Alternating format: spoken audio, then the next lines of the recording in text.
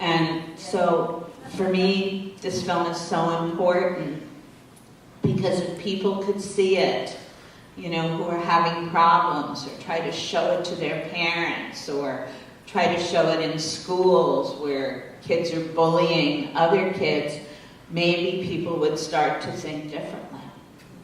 Yeah, no, absolutely. And this is very much a theme in a lot of your films where I have a quote from 2007 where you mentioned, I think maybe the majority of the films I do is about people who are fighting for social justice and people who are standing up for what they believe in and people who won't be silenced.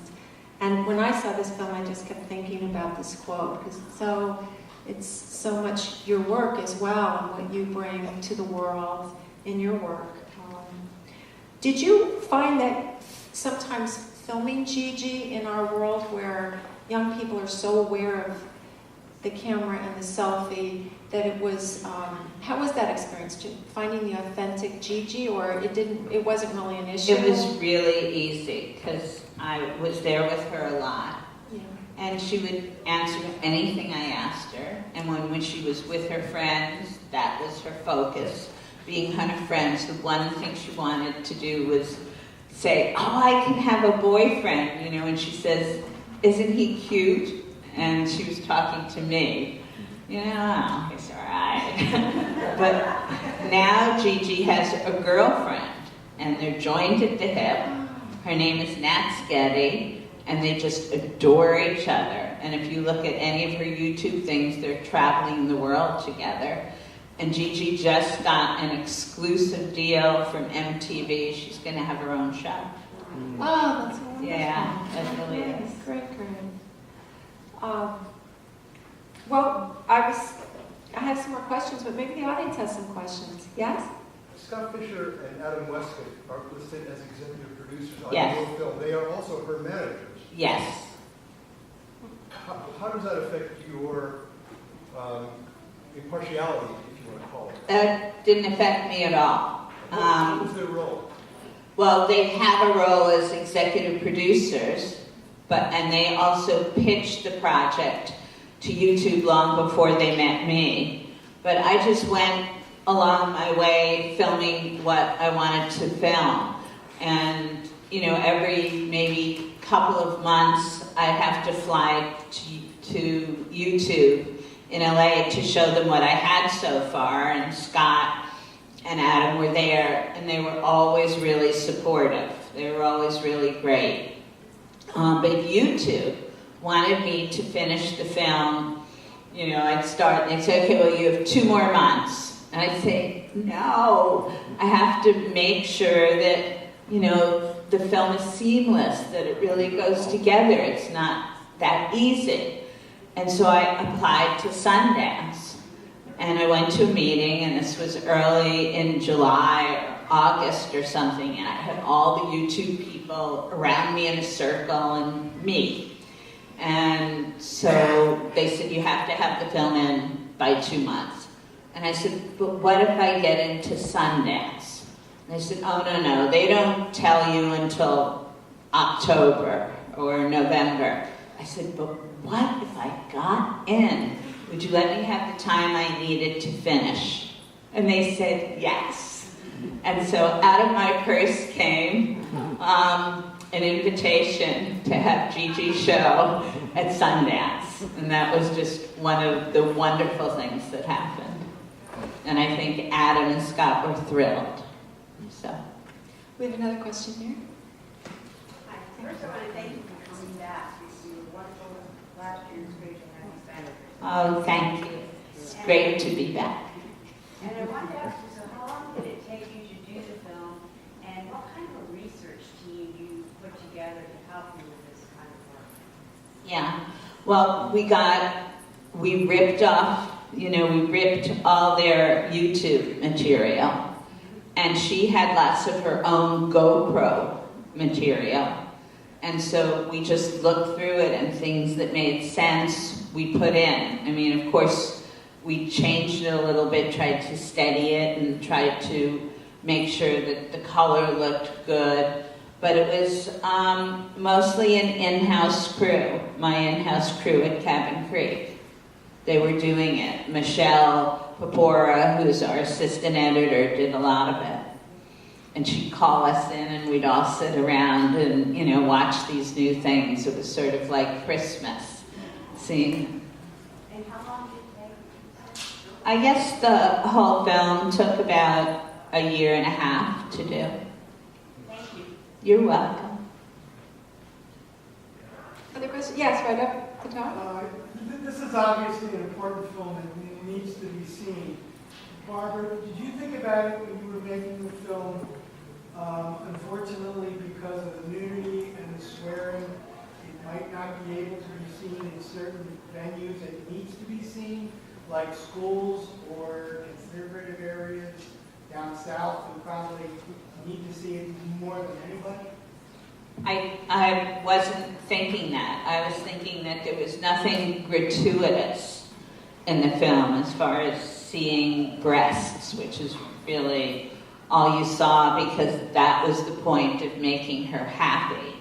My 8-year-old niece is here today and she survived the film. Did you find it interesting, Hannah? What about it did you like?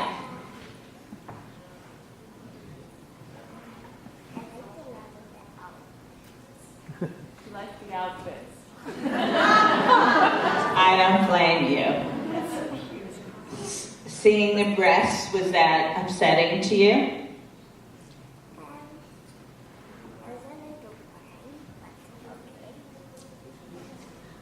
She said they're okay.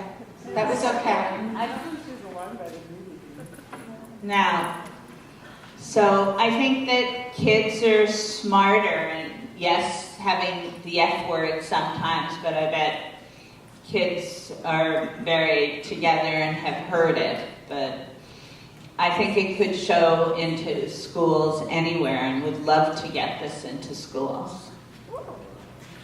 Well, I have another question about whether what in this film was maybe unusual or particularly rewarding in the making of this. You've made so many. Well, I really loved doing this film because she was so magical and she was so wonderful, and not only was she not afraid to go after what she wanted, even though, you know, a lot of people were against her doing that, but also because of the good that she was doing. Starting at a really young age, giving up a career, going into the Olympics as an Olympic swimmer to go after the things that she believed in. She couldn't be deterred, no matter what somebody did to her. Yeah. No, and that comes through so beautifully. Was it hard to go through all the material to shape this in the editing room? Was that the most challenging? No, it was fun. We really had a good time. We had a great team of editors, and we really had a good time doing it. And Gigi came in once, and I think she saw the last scene, you know, and she said, well, I like it. She never says, I love this. She'll say, it's cute, it's cute. And the film has just been nominated for 2 Streamies awards. Oh, wonderful. Documentary and feature, so that's really nice. Well, that would be That's your her- first streaming Yes, too, right? Yes, yes. Oh, wonderful. Are there other questions? Oh, yes. Hi. The gentleman who mentioned that her managers were executive producers, I guess if they wanted this to be created and Gigi wanted to be created, what was their goal? Like, what did they want to get out of this film? What did she want to get out of this film? Well, I can't read what they wanted to get at. I guess they just wanted, they thought that the story should be told, that they knew it, they knew that Gigi was the kind of person that would really interest people, and she was doing a lot of things that other people were trying to do. And yes, maybe she was making the money to have the operation, but she was also somebody who would be there for them and create sort of, you know, a global dialogue about this. And the managers were just very cool about it. You know, now, because she got the MTV thing, they're ecstatic. They're so happy that she's going to have her own show on MTV. And Gigi, all her life, I guess from the age she was 14, documented herself for YouTube, maybe realizing in the future that there would be a documentary possibly made about it, that there was a reason to document your life. I mean, I think if more of us did that, we'd have a greater understanding of who we are as people and how we change. Yes. You had talked before about how you integrated her work and GoPro work and the videos that she'd done. Where in the process did you step in her transition? I mean, how far along was she? And were you there for her initial surgery? Were you? No, I was not there for her surgery. I stepped in when she was transitioned. And I stepped in talking to her family. I stepped into her life in LA. I stepped into her fashion shows and a lot of other things. And just, I did a 3-hour interview with her, which is the narration, you know, that keeps everything together in the film. And I tried to, you know, lower her high voice as much as I could so that you wouldn't realize that she was going to change in that way. And I wanted to make it a very linear production. It seems very seamless that way. Yeah. Others, yeah? First, I just want to say I love this movie. I got to see it at Sundance with the big... 650 people. I won them, and I really enjoyed it. Last year, with Sharon Jones, you talked about there was that moment where I think it was your first day with her, and she was cutting her hair. Now that was a turning point in your relationship with your subject. Was there a similar moment with this film where you kind of crossed the threshold? Yeah, I think that this film was talking to her father, because her father is wound very tight and had never said a word about this. And once he started opening up and crying and saying, you know, I don't care, I just want her to be happy, it doesn't matter, you know, those last 18 years. I just want her to go on, you know, for 30, 40, 50, whatever it is. That was my turning point to say, here's a family that loves their child so much that even if they don't understand a thing that's going on, they're there to support it. So that was my turning point.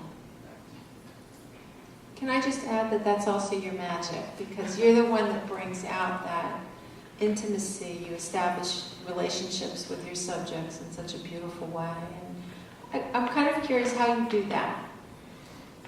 I just love the people that I'm with, and I'm curious about them.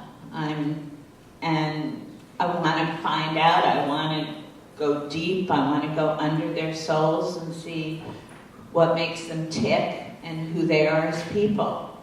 That's really important to me. I mean, I was just in northern Canada for 3 weeks living in the wilderness, no running water, outhouses, you know, bathe in the lake, live in a tent. And I was filming some boys from Syria and Baghdad, homes in Aleppo and Baghdad.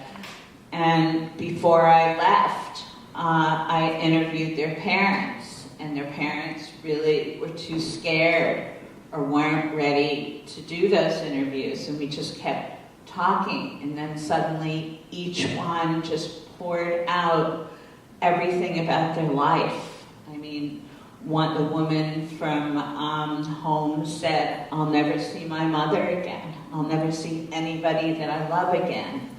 And the one from Baghdad, she said, my husband was a policeman. He was killed. We'll never see him again. His whole family was killed. I mean, they just went on, and once it started, it just couldn't stop. So I think people want to talk, and they want to say things. And so I don't think it's me, I think it's them.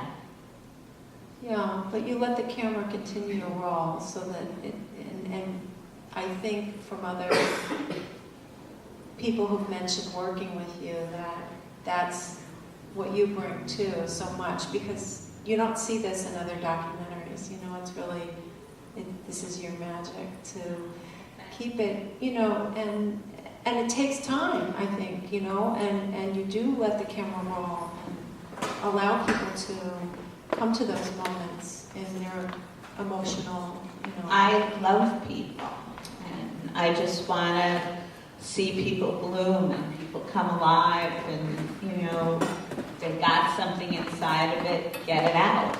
So that's how I feel. Are there other questions? Yes. Right in the Barbara, do you have a sense of whether Gigi was destined for California, Hollywood all along, or was the choice of the surgeon in California part of the transition to this new part of her career? Yeah, I think it was part of her transition. I think she had a lot of transitions in her life. Her father transitioning, you know, picking this particular doctor to transition, put her in Hollywood, or LA, not that she wouldn't have gone anyway, but it really helped. And I guess when she saw the thing like, oh, you can go to Hollywood and you can be famous, that sort of intrigued her a little bit. So I thought her doctor, though, who gives her the estrogen shots and was really able to talk about the history, was really fascinating and was really interesting for her to hear. I think we have one more question here. Yeah, just very quickly, I really was so taken with how this entire film was about love.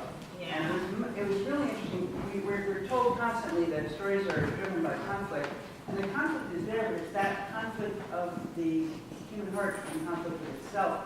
The moment where she talks about realizing at her mother's death that she wanted to be she. That was so powerful. Yeah.